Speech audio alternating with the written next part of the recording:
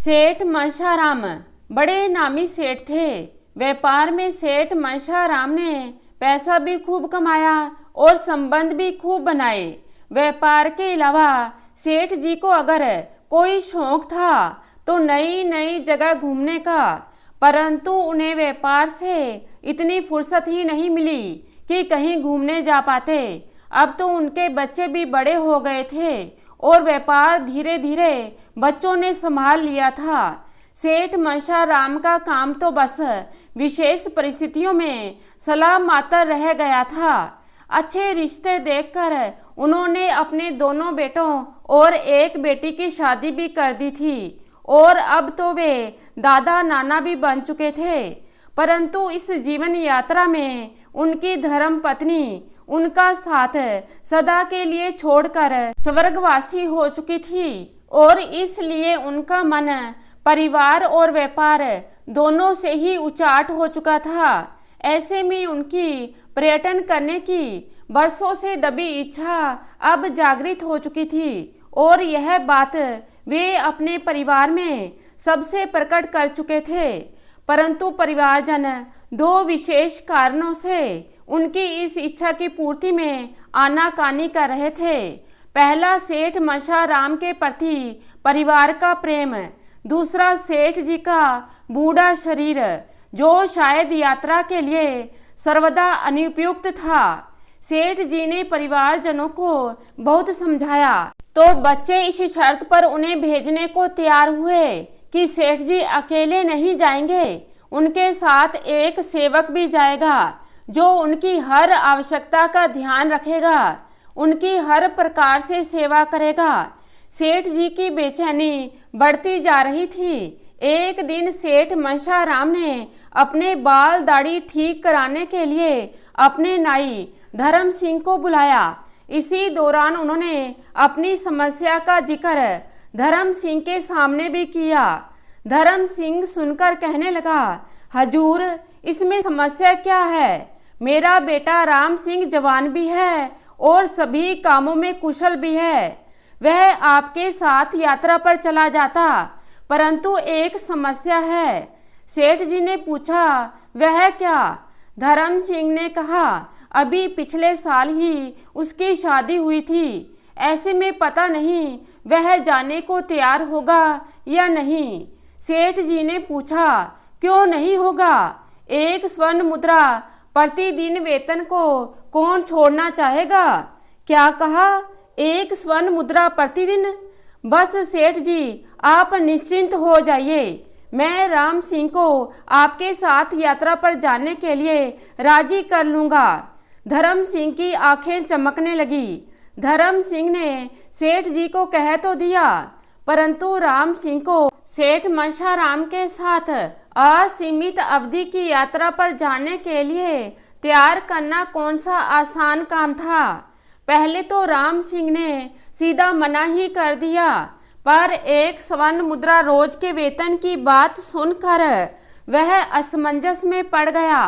पिता ने समझाया, बेटा, साल भर हम लोग महाजन और जमींदार लोगों की सेवा करते हैं, तब जाकर 10 स्वर्ण मुद्राएं और कुछ अनाज दाल आदि परिवार के गुजारे के लिए मिल पाता है। इसके बाद भी अचानक कोई समस्या खर्चा आने पर अपने यजमानों के सामने गिड़गिड़ाना पड़ता है। अब तुम्हारे भाग्य से एक मौका कमाने का हाथ आया है तो उसे छोड़ना नहीं चाहिए। फिर भी जब तक मन करे साथ रहना और जब वापस आने का मन हो तो कोई बहाना बनाकर यात्रा से वापस घर आ जाना। राम सिंह की माँ और पत्नी भी बेहद गरीबी में पली थीं। उन्होंने भी अपने परिवार को एक एक दमड़ी के लिए तरसते देखा था और यहाँ तो असीमित स्वर्ण मुद्राएं कमाने का मौका हाथ आया था।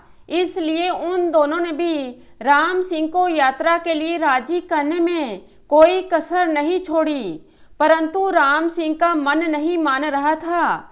बस एक ही कसक उसे परेशान किए जा रही थी कि उसे अपनी नव यौवन पत्नी को छोड़कर लंबी यात्रा पर जाना पड़ेगा। जिसकी कोई अवधि भी निश्चित नहीं है, परंतु यात्रा से वापस लौटने का रास्ता भी तो चाहिए और अकारण एक वृद्ध को बीच यात्रा में छोड़कर वापस लौटना भी उचित नहीं होगा। उसने अपने परिवार में सबको कह दिया कि सेठ जी से वह स्वयं ही बात करेगा और तब तय करेगा कि वह यात्रा पर जाएगा या नहीं।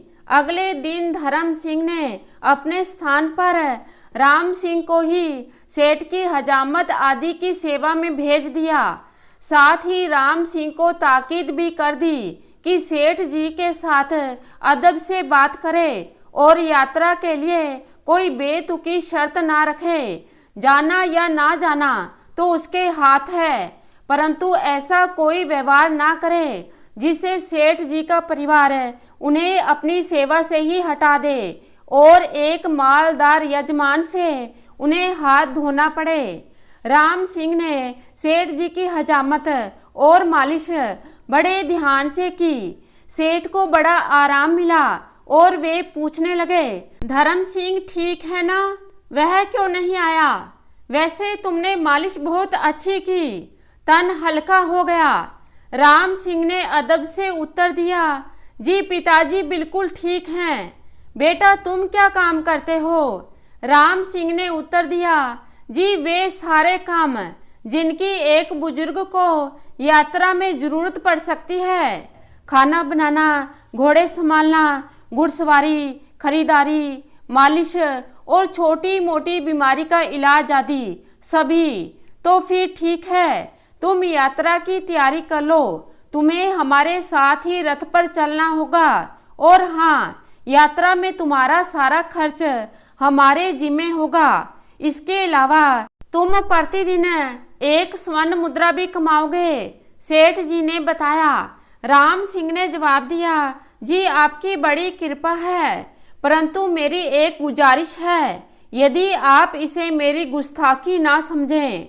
सेठ मनशाराम कुछ समझ नहीं पाए कि अब राम सिंह को और क्या चाहिए। फिर भी उन्होंने राम सिंह को अपनी बात रखने की अनुमति दे दी। आखिर मन की गांठें तो खुलें। राम सिंह ने कहा, मालिक मेरी गुजारिश है कि आप अपनी यात्रा की अवधि निर्धारित कर लेते तो मेरी घरवाली और माँ बाप को मेरी प्रतीक्षा करना आसान हो जाता। सेठ जी ने कहा, मगर मेरी यात्रा लंबी है और यात्रा में पता नहीं कहाँ कैसी परिस्थिति सामने आए, कब कहाँ कितने दिन रुकना पड़े, कुछ पता नहीं। पहली बार यात्रा पर निकल रहा हूँ ना, ऐसे में अवधि कैसे निर्धारित की जा सकती है? तो फिर मैं एक ही शर्त पर आपके साथ यात्रा पर जा सकता हूँ कि आप मुझे दिन भर में केवल एक ही बार में सारे आदेश दे देंगे। अगर आप दोबारा कोई भी आदेश देंगे तो आपको मुझे घर लौटने की अनुमति देनी होगी। साथ ही मैं रोजाना शाम को आपसे एक प्रश्न पूछूंगा। यदि आपने मेरे प्रश्न का उचित उत्तर नहीं दिया तो भी आप मुझे घर लौटने की अनुमति देंगे। राम सिंह ने अपनी शर्त रखी। सेठ जी समझ गए कि राम सिंह अपनी घर वापसी का रास्ता खोलना चाहता है, परंतु वह भी पूरे घाघ आदमी थे। उन्होंने हंसकर कहा, मुझे तुम्हारी दोनों शर्तें मंजूर हैं, पर तुम्हारी शर्तों पर मुझे भी कुछ कहना है। पहली बात तो यह है कि तुम अपने कामों में कभी भी लापरवाही नहीं करोगे जिससे मुझे दोबारा आदेश देना पड़े। दूसरा, एक सवाल तो ठीक है, पर उस सवाल के जवाब पर दोबारा सवाल नहीं करोगे। तीसरी बात यह है कि रास्ता चुपचाप चलने से नहीं कटता, इसलिए रास्ते में चलते हुए हमारे बीच जो भी बातचीत हो उसे ना तो दोबारा आदेश देना कहोगे और इस बातचीत में तुम जो सवाल करोगे उसे दोबारा सवाल करना भी नहीं माना जाएगा। राम सिंह ने सिर झुकाकर बात मान ली। सेवक का चुनाव होने के बाद सेठ मनशाराम की यात्रा शुरू होने में अधिक समय नहीं लगा, क्योंकि यात्रा की अधिकतर तैयारियां तो पहले ही पूरी की जा चुकी थीं।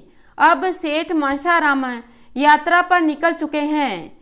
शाम होते होते वे जयपुर के करीब पहुंचे। अब उन्होंने एक अच्छी सराय का रुख किया।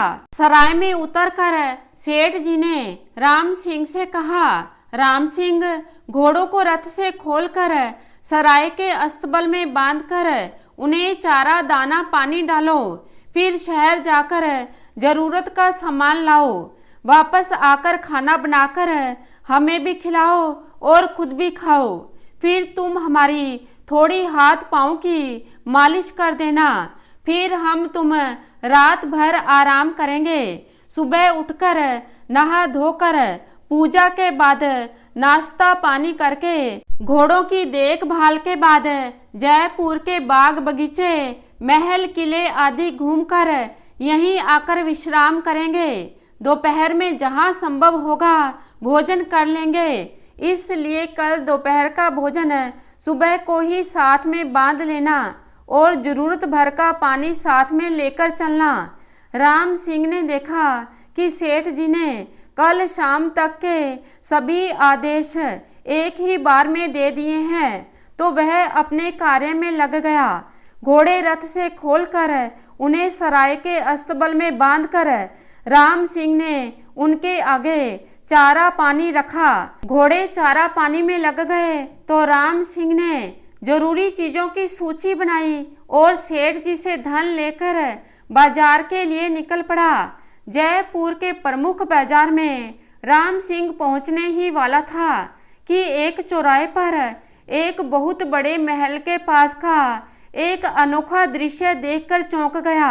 उसने देखा एक आलीशान महल नुमा इमारत के सामने एक सुंदर रथ खड़ा है और उसमें मौजूद एक अधेड़ उम्र का पुरुष अशर्फियों से भरी एक थैली इमारत की छत पर खड़ी एक नव यौवना की ओर उछाल रहा है, परंतु वह युवती उस धन को वापस उस पुरुष के ऊपर फेंक देती है और उस पुरुष से कुछ कहती है। ऐसा 3 बार होने के बाद रथ में बैठी एक महिला भी उस युवती से उस थैली को स्वीकार करने का अनुरोध करती है, परंतु महल की छत पर खड़ी वह युवती कुछ ऐसा कह देती है कि रथ में सवार दोनों स्त्री पुरुष की आंखों में आंसू आ जाते हैं और रथ वाली महिला दुख के मारे पछाड़ खाकर गिरती है और बेहोश हो जाती है।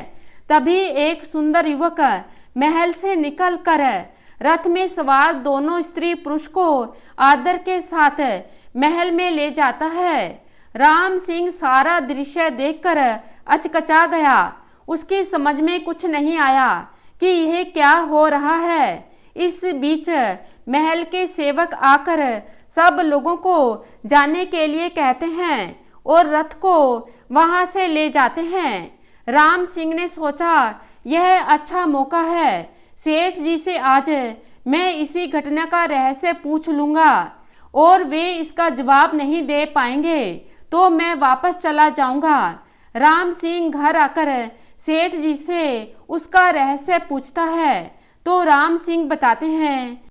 तो दोस्तों, आगे कहानी सुनने के लिए इसका अगला भाग देखना मत भूलिएगा। धन्यवाद।